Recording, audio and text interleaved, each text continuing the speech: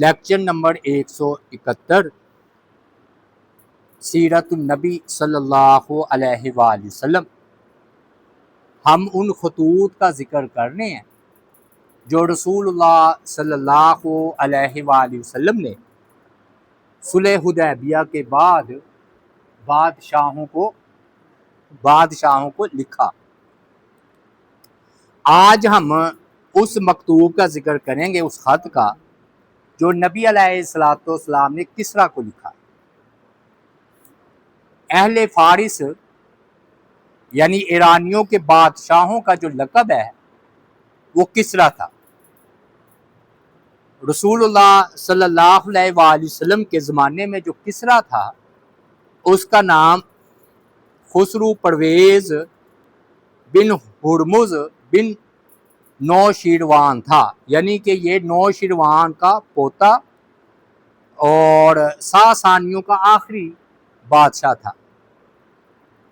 اس کا دور اقتدار جو ہے نا 590 سے لے کر 628 عیسوی تک رہا ہے۔ آج کیا ہے 2025، یہ 628 عیسوی یعنی کہ آج سے 1400 سال ہے نا، 1400 سال پہلے یہ جو ہے نا، نہیں اس سے زیادہ جی، 1997 بنا جی، 6 سال جو نکال دیں۔ بہرحال اس نے 40 سال حکومت کی۔ نبی علیہ السلام نے محرم میں 7 ہجری میں اس کے نام خط لکھا۔ شفاء سے مروی ہے کہ رسول اللہ صلی اللہ علیہ وآلہ وسلم نے عبداللہ بن حذافہ سہمی رضی اللہ تعالی عنہ کو خط دے کر کسریٰ کی طرف روانہ فرمایا۔ آپ صلی اللہ علیہ وآلہ وسلم نے اس خط پر مہر بھی ثبت کرائی تھی۔ امام بخاری نے لکھا ہے کہ کسریٰ کا خط جو ہے نا غزوہ تبوک کے بعد آپ نے روانہ کیا ہے۔ تو حافظ ابن حجر اسقلانی رحمۃ اللہ علیہ نے فرمایا کوئی تضاد نہیں، 2 مرتبہ خط بھیجا ہوگا۔ پہلی مرتبہ بہرحال سن 7 ہجری میں آپ نے محرم میں یہ خط بھیجا، اور قدرتی بات ہے آج بھی محرم ہی ہے، شروع ہو گیا۔ ہاں جی، 7 ہجری میں سیدنا دہیہ کو خط دے کر کیسر کی طرف بھیجا، اور کسریٰ کو جو ہے نا نبی علیہ السلام نے جو ہے نا عبداللہ بن حذافہ سہمی کو رضی اللہ تعالی عنہ ان کو ہاتھ جو ہے نا وہ خط بھیجا۔ نبی علیہ السلام نے جو خط بادشاہ خسرو پرویز کے نام بھیجا تھا اس کی عبارت یہ ہے کہ شروع اللہ کے نام سے جو بڑا مہربان نہایت رحم والا ہے۔ اللہ کے رسول محمد صلی اللہ علیہ وآلہ وسلم کی جانب سے کسریٰ کے نام، سلامتی ہو اس شخص پر جو ہدایت کی پیروی کرے، یعنی کہ جو ہدایت کے پیچھے پیچھے چلے، فرمایا اس پر سلامتی ہو۔ اللہ اور اس کے رسول پر ایمان لائے اور اس بات کی گواہی دے کہ اللہ کے سوا کوئی معبود نہیں، وہ اکیلا عبادت کے لائق ہے، اور محمد صلی اللہ علیہ وآلہ وسلم اللہ کے بندے اور اس کے رسول ہیں۔ میں تمہیں اللہ کی طرف دعوت دیتا ہوں کیونکہ میں تم تمام لوگوں کی طرف اللہ کا رسول بنا کر بھیجا گیا ہوں تاکہ میں زندوں کو ان کے انجام بد سے ڈراؤں اور کافروں پر حق بات ثابت ہو جائے۔ تم اسلام قبول کر لو، سلامتی کے ساتھ رہو گے۔ اگر تم نے انکار کیا تو مجوسی یعنی کہ آگ پرستوں کا گناہ بھی تم پر ہوگا، کیونکہ رایا تمہارے پیچھے ہے۔ اگر تم نے اسلام قبول کر لیا تو رایا بھی اسلام قبول کر لے گی، اور اگر تم نے اسلام قبول نہ کیا تو وہ بھی نہیں کرے گی، تو ان کا گناہ بھی تم پر ہوگا۔ یہ خط نا آپ نے عبداللہ بن حذافہ رضی اللہ تعالی عنہ لے کر گئے ہیں۔ انہوں نے نا شروع ہی میں اسلام قبول کر لیا تھا، یعنی کہ السابقون الاولون میں سے، اور حبشہ کی طرف بھی ہجرت کرنے والوں میں سے ہیں۔ اور ان کے جو بھائی ہیں نا خنیس، یہ حضرت حفصہ کے پہلے خاوند تھے، یعنی کہ حضرت عمر کے داماد تھے ان کے بھائی۔ عبداللہ بن حذافہ سہمی کے بھائی حضرت عمر کے داماد تھے۔ بعد میں جب وہ انتقال ہو گیا اس کا، تو نبی علیہ الصلوۃ والسلام نے جو ہے نا حفصہ رضی اللہ تعالی عنہا سے شادی کی۔ عمر بن خطاب کے دور میں رومیوں نے عبداللہ بن حذافہ کو قید کر لیا، عیسائیت قبول کرنے پر مجبور کیا، سخت انہیں تکلیفیں دی، لیکن انہوں نے انکار کر دیا، ڈٹے رہے۔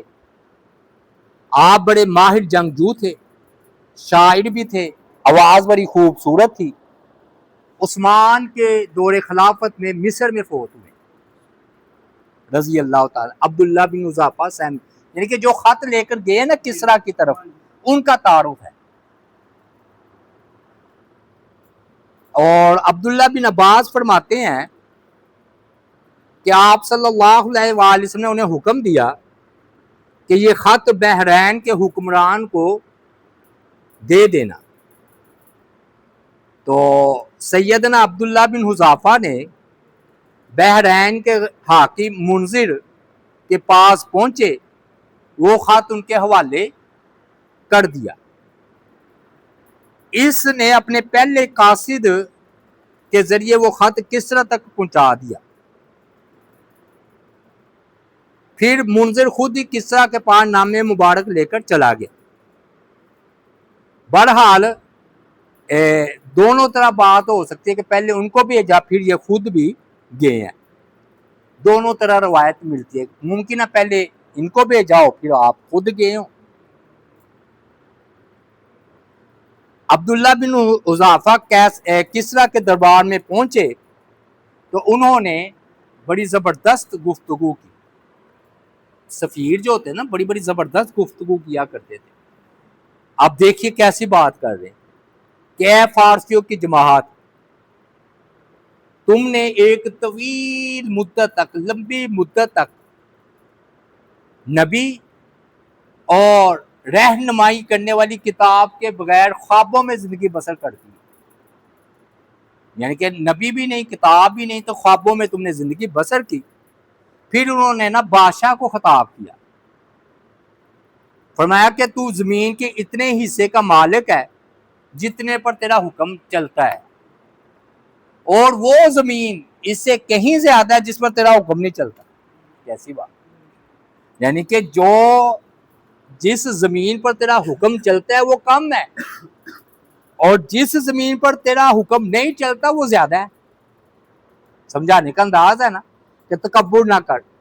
اور تجھ سے پہلے بہت سے دنیا دار اور آخرت کے طلبگار بادشاہ اس زمین کے مالک بنے اور اس پر ان کی حکومت تھی، جو آخرت کے ساتھ ساتھ انہوں نے دنیا بھی حاصل کی، لیکن جو صرف دنیا کے لیے جس نے حکومت کی تو اپنی آخرت وہ گنوا بیٹھے۔ اور آخرت میں یعنی کہ دنیا کی جو ہے نا، آخرت کے درمیان دنیا کی مقدار کم اور زیادہ ہوتی رہی، لیکن آخرت کے معاملے میں وہ برابر ہے کہ اہل دنیا نے دنیا کمائی مگر آخرت تباہ کر لی۔ بات کر رہے ہیں کہ دنیا کے پیچھے اتنا نہ چلو کہ تمہاری آخرت جو ہے وہ تباہ ہو جائے۔ اور ہمارا اس پیغام کو تم تک پہنچانا تمہارے نزدیک کوئی اہمیت نہیں رکھتا، یعنی کہ جو ہم پیغام لے کر آئے ہیں یہ کوئی اہمیت نہیں رکھتا، حالانکہ اللہ کی قسم یہ معاملہ تم تک وہی سے آیا ہے جہاں سے تمہیں خوف لحاقتا، تمہارا اسے حقیر سمجھنا تمہارے خوف کو زائل نہیں کرے گا، اور تمہارا اسے جتلانا تمہارے خطرے سے نجات کا باعث ہو سکتا ہے۔ یعنی کہ نبی علیہ السلام کو اگر تم نے جٹلایا تو تمہارے لیے بڑے خوف کا مقام ہے۔ بہرحال بڑی عمدہ گفتگو کی، مطلب خلاصتاً یہ ہے کہ دنیا بھی لو اور آخرت بھی، لیکن اگر آخرت جا رہی ہو تو دنیا چھوڑ دو۔ تو اس نے نا نبی علیہ السلام کا نام مبارک لے کر نا اسے پھاڑ دیا، اور بڑا متکبرانہ انداز میں بولا میرے پاس بڑی زبردست حکومت ہے اور مجھے اس کے چھن جانے کا بھی کوئی ڈر نہیں، اور اس میں میرا کوئی شریک نہیں ہو سکتا۔ اور مثال کیا دی دیکھیے، شیطان جس کو بہکائے، کہتا ہے فرعون نے بنی اسرائیل پر حکومت کی تھی اور تم لوگ بنی اسرائیل سے بہتر نہیں ہو، تم پر حکمرانی کرنے میں بھلا میرے لیے کیا رکاوٹ ہو سکتی ہے جبکہ میں فرعون سے بھی بہتر ہوں۔ یعنی کہ دلیل یہ دی کہ بنی اسرائیل افضل تھے تو فرعون نے ان پر حکومت کی، تو تم تو بنی اسرائیل سے کم ہو تو میں تم پر کیوں نہ حکومت کروں اور میں اپنی حکومت کیوں نہ چھوڑ دوں، اور تم ہی ہو تمہارے پیٹ بڑھ جاتے ہیں پر آنکھیں پھر بھی بھوکی رہتی ہیں۔ تو بہرحال نا یہ بات ہے کہ اس نے نا احترام نہیں کیا کسرا نے، بلکہ ایک روایت میں آتا ہے اسے اس بات پر غصہ آیا کہ بسم اللہ الرحمن الرحیم کیوں لکھی، میرا پہلے نام آنا چاہیے تھا، یہ توبہ نعوذ باللہ اللہ کا کیا نام پہلے آ گیا، مجوسی تھا نا، آگ کو پوجنے والا تھا۔ کہتا ہے کہ پہلے میرا نام آنا چاہیے تھا، بسم اللہ کیوں آئی ہے، اور وہ بسم اللہ کو بھی پھاڑ دیا تھا۔ نبی علیہ السلام نے یہ جب یہ آئے ہیں نا مدینہ آ کر خبر دی تو اس سے پہلے آپ بد دعا کر چکے تھے، آپ نے فرمایا کہ جس طرح اس نے خط کو ٹکڑے ٹکڑے کیا ہے، ٹوٹ گیا کٹ گیا خط، تو فرمایا اللہ تعالیٰ اس کی حکومت کے ٹکڑے ٹکڑے کر دے، اور ایسے ہی ہوا ہے۔ حضرت عمر رضی اللہ تعالیٰ عنہ کے دور میں فتح ہو گیا تھا۔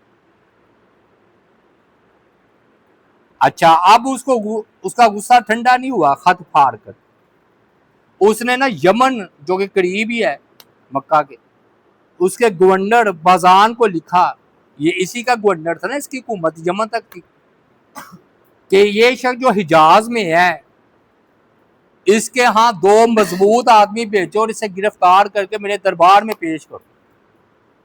وہ کہتے بازان سوچ میں پڑ گیا کہ اس کو عقل نہیں ہے، بادشاہ کو اس کو نہیں پتا کہ نبی علیہ السلام مدینہ کے حکمران ہیں، جنگیں بھی ہو چکی ہیں، تو یہ نہیں ہے کہ 2 آدمی جائیں اور آپ کو پکڑ کر لے آئیں، گرفتار کر کے لے آئیں، توبہ نعوذ باللہ۔ تو اس نے نا حالات معلوم کرنے کے لیے نا 2 اپنے آدمی بھیجے نبی علیہ السلام کی طرف ایک خط دے کر، تو فرمایا اس نے نا بازان نے نا بابویہ ایک بندہ تھا اور دوسرا اس کا ایک اور بندہ تھا، اس شخص کے شہر میں جاؤ یعنی کہ نبی علیہ السلام سے اس سے بات چیت کرو اور آ کر مجھے بتاؤ، گرفتار کرنا تو دور کی بات ہے، آ کر مجھے بتاؤ کہ کیا حالات ہے، کیا معاملہ ہے۔ یہ دونوں شخص نکل پڑے اور طائف جا پہنچے، وہاں انہیں قریش کے کچھ لوگ جو ہیں وہ مل گئے، ان دونوں نے ان سے نبی علیہ السلام کے بارے میں پوچھا تو انہوں نے کہا ہاں وہ جنہوں نے نبوت کا دعویٰ کیا ہے وہ تو مدینہ میں ہے۔ طائف اور قریش کے لوگ نا ان دونوں کی آمد پر بڑے خوش ہوئے، پتہ ہے کیوں؟ کہ اب ٹکر پرویز کے ساتھ ہے جو آگ کو پھونکتا ہے، یوں سمجھ لیں اس وقت کا روس تھا، روم اور فارس، روس اور امریکہ تھے، اتنی بڑی یہ پاور تھے، تو جب انہوں نے دیکھا نا کہ بادشاہ اس کے خلاف ہے تو قریش والے اس وقت جو ایمان نہیں لائے تھے بڑے خوش ہوئے کہ چلو اب خوب ٹکر ہوگی اور توبہ نعوذ باللہ مسلمان جو ہے وہ ختم ہو جائیں گے. تو یہ نا دونوں شخص پھر وہ طائف سے نکل پڑے اور مدینہ پہنچے اور نبی علیہ الصلوۃ والسلام کی خدمت میں حاضر ہوئے. تو بابویہ نے یعنی کہ جو ادھر ایک بندہ تھا اس نے کہا کہ شہنشاہ کسریٰ نے شاہ بازان کو خط کے ذریعے حکم دیا ہے کہ وہ آپ کے پاس آدمی بھیج کر کسریٰ جو ہے نا آپ کے روبرو آپ کو طلب کرے، اور بازان نے اس کام کے لیے مجھے بھیجا ہے کہ اگر آپ کسریٰ کے پاس چلتے ہیں تو وہ بازان جو ہے نا وہ کسریٰ کو لکھ بھیجے گا کہ بھی وہ حاضر ہو رہے ہیں اور وہ آپ کے ساتھ اچھا برتاؤ کرے گا اور وہ آپ کو تکلیف نہیں پہنچائے گا. اور اگر آپ نے حاضر ہونے سے انکار کیا، توبہ نعوذ باللہ، جیسا بندہ نہیں کہتا ہماری عدالت میں حاضر ہو، جج یہ انداز ہے، تو وہ آپ کو اور آپ کی قوم کو ہلاک کر دے گا. یعنی کہ بہتری یہی ہے کہ آپ توبہ نعوذ باللہ کسریٰ نے کہا ہے تو آپ حاضر ہو جائیں. نبی علیہ الصلوۃ والسلام نے خاموشی سے اس کی باتیں سنی، اس کی دھمکی بھی سنی. آپ نے اپنی نظر مبارک ڈالی تو دیکھا کہ ان دونوں نے داڑھی کو جو ہے نا مونڈا ہوا تھا اور بڑی بڑی مونچھیں رکھی ہوئی تھی، مونچھیں بڑی اور داڑھی مونڈی ہوئی. تو آپ نے فرمایا یہ تمہیں کس نے حکم دیا کہ داڑھی کٹاؤ مونچھیں بڑھاؤ؟ تو انہوں نے کہا کہ ہمارا جو رب ہے نا کسریٰ، رب کہتے ہیں نا کسریٰ کو، اس نے ہمیں حکم دیا ہے کہ داڑھی کو کٹواؤ اور مونچھیں بڑھاؤ. تو نبی علیہ الصلوۃ والسلام نے فرمایا میرے رب نے مجھے داڑھی کو معاف کرنے اور مونچھیں کاٹنے کا حکم دیا ہے. اس کے بعد آپ نے فرمایا تم جاؤ، فی الحال چلے جاؤ، کل میرے پاس آنا.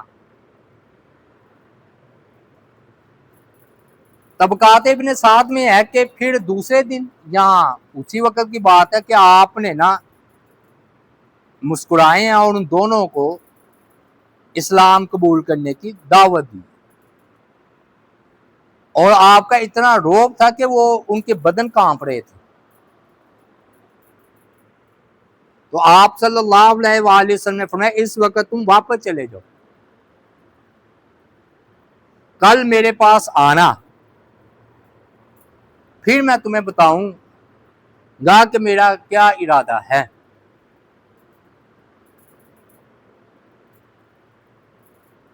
جب مدینہ میں یہ کاروائی ہو رہی تھی، یعنی کہ جب نبی علیہ السلام کہنے کہا نا کل میں تمہیں بتاؤں گا، اسی رات خسرو پرویز کے گاڑی سے بغاوت کھڑی ہو گئی.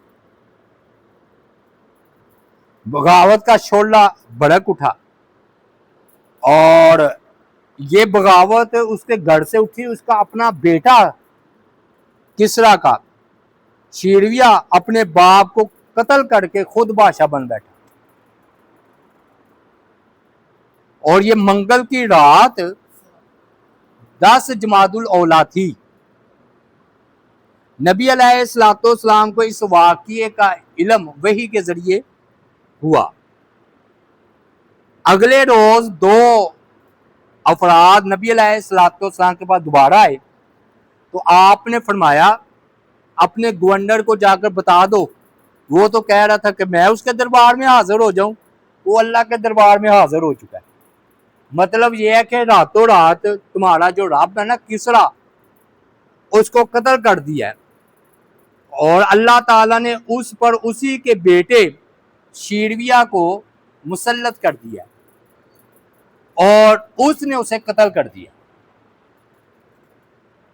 وہ کہنے لگے یہ جھوٹ ہے، اتنی جلدی اتنی دور تھا، واقعی وہ بیٹھا ہوا تھا، راتوں رات خبر نہیں پہنچ سکتی. رات کو جو قتل ہوا ہے تو صبح یہ خبر کیسے آ گئی؟ جی یہ جھوٹ ہے. آپ نے فرمایا کہ مجھے جبریل علیہ السلام نے آ کر بتایا.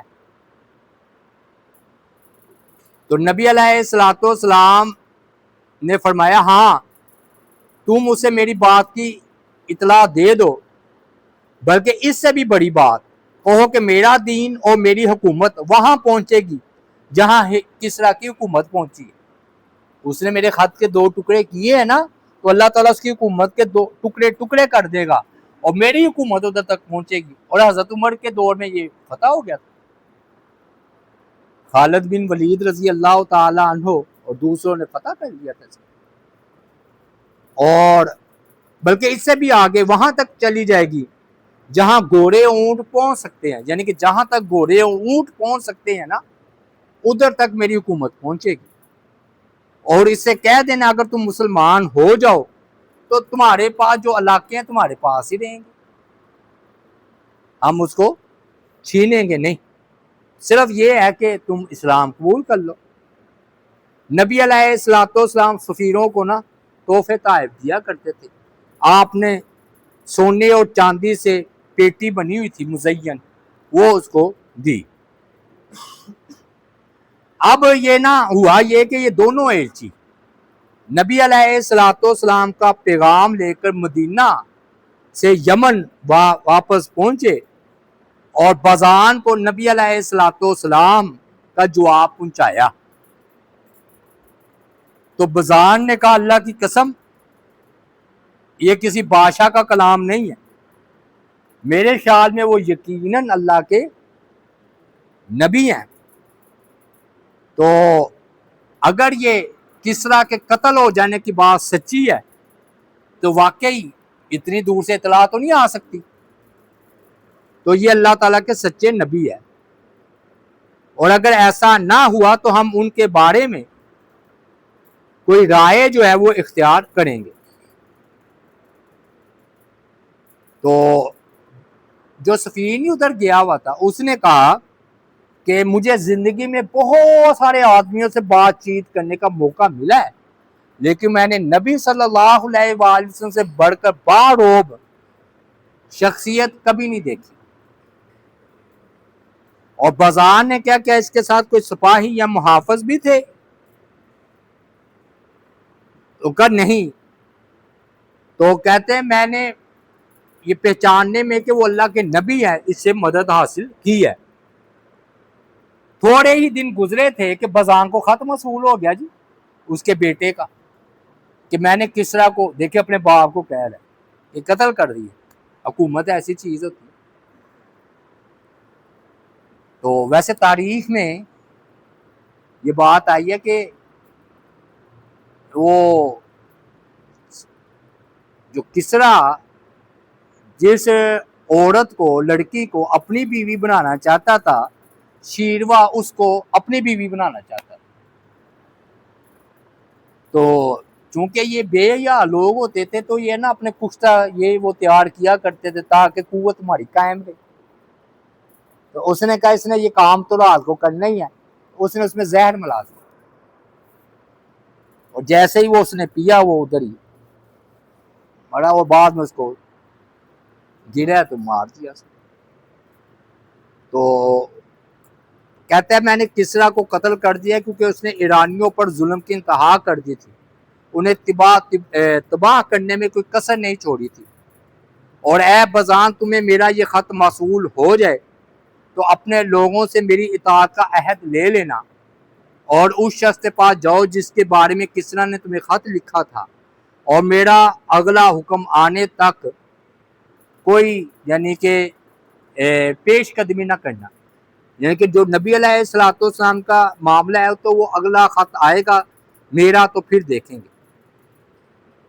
بہرحال جب بازان نے یہ دیکھا کہ نبی علیہ السلام نے پہلے ہی کہہ دیا تھا کہ کسرا قتل ہو چکا ہے، جبکہ اتنا وہ نہیں دوڑ تھا، گھوڑے پر بھی آتے تو آ نہیں سکتا تھا کوئی. تو اس نے کہا کہ آپ اللہ کے سچے رسول ہیں اور اسلام قبول کر لیں. بازان نے اور جو 2 آدمی گئے تھے انہوں نے بھی. اور بازان نے خط لکھا شیرویا کو اس کے بیٹے کو کہ نبی علیہ الصلوۃ والسلام اللہ کے رسول ہیں. اس کے بعد یمن میں موجود دوسرے فارس مسلمان ہو گئے. بازان نے اپنے اور اپنے ساتھیوں کے قبول اسلام کی خبر نبی علیہ الصلوۃ والسلام کی خدمت میں بھیجی. تو آپ نے اس کے اسلام لانے پر بڑی خوشی کا اظہار کیا اور اس کے منصب پر اسے برقرار رکھا۔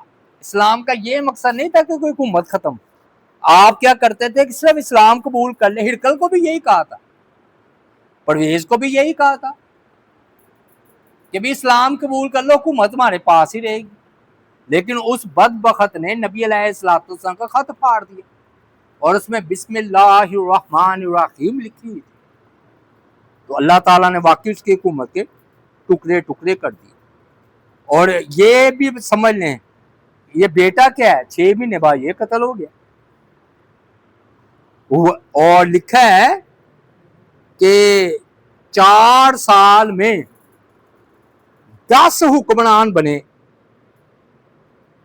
اور پے در پے آئے، قتل ہوتے گئے 4 سالوں میں 10 حکمران، تو یا معزول ہو گئے، تو حکومت تو گئی نا، ڈھیلی ہو گئی، اور آخر کار وہ نا یزد گرد پر متفق ہو گئے، جو بنو ساسان کا آخری جو ہے نا بادشاہ ثابت ہوا۔ بہرحال یہ جو ہے نا نبی علیہ السلام کی پیشین گوئی جو ہے نا وہ سچی ثابت ہوئی۔ اب آخری بات، یہ جو ہے نا نبی علیہ السلام نے جو خط لکھا ہے، یہ دے رہے ہیں اس کی تصویر بھی، اور وہ جہاں سے اس نے توڑا تھا، پھاڑا تھا ہلکا، تو اس کو انہوں نے سیا ہوا تھا۔ کہتے ہیں یہ نا ایک سبز کپڑے پر چپسا کر کے شیشے کے فریم میں محفوظ کر دیا گیا، اور اس کا رنگ کالا اور زیادہ تر بورا ہے، اور اس کی لمبائی 28 سینٹی میٹر اور چوڑائی 21.5 سینٹی میٹر ہے، اور اس کا اوپر حصہ نچلے سے چھوٹا ہے، 15 سطروں پر مشتمل ہے۔ تو کہتے چمڑا پھاڑنا چونکہ آسان نہیں تھا، اس لیے یہ تھوڑا سا ہی پھٹا ہے، یعنی کہ یہ زیادہ نہیں پھٹا، یہ تھوڑا سا ہی پھٹا ہے۔ تو یہ آج ہم نے ذکر کیا ہے کہ ہم ذکر کس بات کا کرنے ہیں جی؟ نبی علیہ السلام کو حدیبیہ کے بعد امن کا موقع ملا، تو آپ نے مختلف بادشاہوں کو خطوط لکھے ہیں کہ وہ دعوت اسلام قبول کرے۔ تو پہلے ہرقل کو لکھا ہے، تو آج کے میں ہم نے یہ بیان کیا کہ فارس کو جو خط لکھا ہے نا مجوسیوں کو، اس کا ذکر کیا ہے۔ اس نے خط پھاڑ دیا تھا، انجام کار یہ ہوا کہ اس کی آپ نے بد دعا کی اور اس کی حکومت کے ٹکڑے ٹکڑے ہو گئے۔ اللہ تعالیٰ سے دعا ہے کہ اللہ تعالیٰ کی ذات پاک ہمیں عمل کرنے کی توفیق عطا فرمائے۔ وما علینا الا البلاغ المبین۔